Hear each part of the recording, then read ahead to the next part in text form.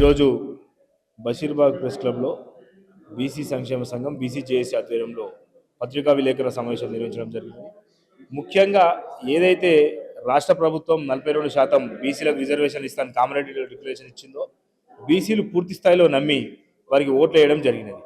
ఓట్లు వేసినాక ఈరోజు అధికారంలోకి వచ్చి 2.5 సంవత్సరాలు గడుస్తున్నా బీసీలకు స్థానిక సంస్థలలో 42% ఇయ్యలేక మోసం చేసిన కాంగ్రెస్ పార్టీ, అదేవిధంగా కేంద్రం పైన వీరు నెట్టేయడం, కేంద్రం వాళ్ళేమో కాంగ్రెస్ పైన అనడం. ఇప్పుడు ఈ పార్లమెంట్ సమావేశాలలో దాదాపు 24 రోజులు సమావేశాలు జరిగితే 20 నిమిషాలు కూడా బీసీల గురించి మాట్లాడకపోవడం చాలా బాధాకరం. అదేవిధంగా మేము సింధన్న గారి నేతృత్వంలో పెద్ద ఎత్తున ఢిల్లీలో ఆందోళన కార్యక్రమం నిర్వహించాం జంతర్ మంతర్లో.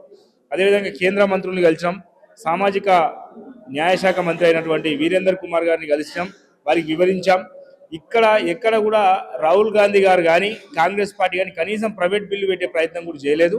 వీళ్ళను ప్రజలు ఎలా విశ్వసిస్తారో చెప్పాలి. అడగాల్సిన కాంగ్రెస్ ఏమో అడగట్లేదు, చేయాల్సిన బీజేపీ ఏమో చేయట్లేదు. ఈ రెండింటి మధ్యలో బీసీలు దేశవ్యాప్తంగా నలిగిపోతున్నారు.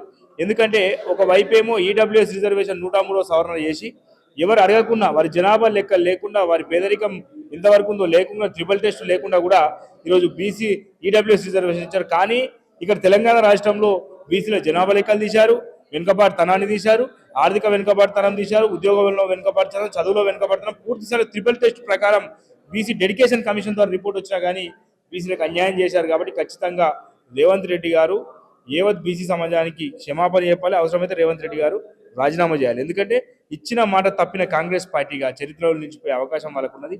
ఎందుకంటే దొంగచాటున 12,000 గ్రామ పంచాయతీలో దాదాపు 5,200 పైచులు గ్రామ పంచాయతీలు 42% రిజర్వేషన్ ఉన్నప్పుడు వచ్చాయి.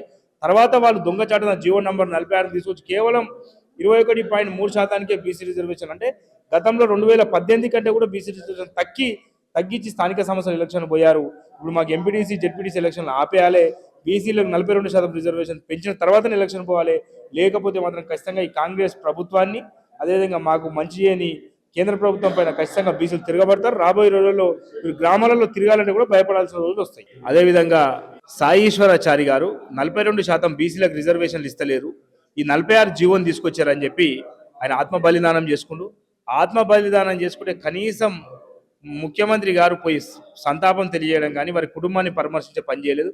ఏదో నామమాత్రంగా కాంగ్రెస్ పార్టీకి వెళ్ళి 10 మంది పోయి కేవలం 5 లక్షల రూపాయలు ఇచ్చి వారి చావు పైన కూడా కొన్ని మీడియా ఛానళ్లలో అవహేళన వార్తలు రాపిస్తున్నటువంటి రాష్ట్ర ప్రభుత్వానికి సిగ్గుశరం ఉందా అని చెప్పి నేను ఇక్కడ క్యూటీవీ ద్వారా ప్రశ్నిస్తున్నాను.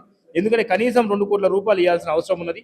5 లక్షల నామమాత్రం రూపాయలు ఇచ్చి కనీసం వారిని చాలా ఇబ్బంది. ఈశ్వరాచారి యొక్క కోరిక, ఈశ్వరాచారి గారు ఆత్మ బలిదానం చేసుకుని 42% బీసీలకు దక్కాలి, ఎవరి వాటా వారికి దక్కాలని ఖచ్చితంగా బీసీ సంఘాలుగా మేము పోరాటం చేస్తాం. రాష్ట్ర ప్రభుత్వం ఇప్పటికైనా మేల్కొని వారి కుటుంబానికి 2 కోట్ల రూపాయలు నష్టపరిహారం, అదేవిధంగా వారి కుటుంబంలో ఒకరి ఉద్యోగం ఇవ్వాలి, ఆ దిశగా మా పోరాటం ఉంటుందని చెప్పి తెలియజేస్తున్నాం.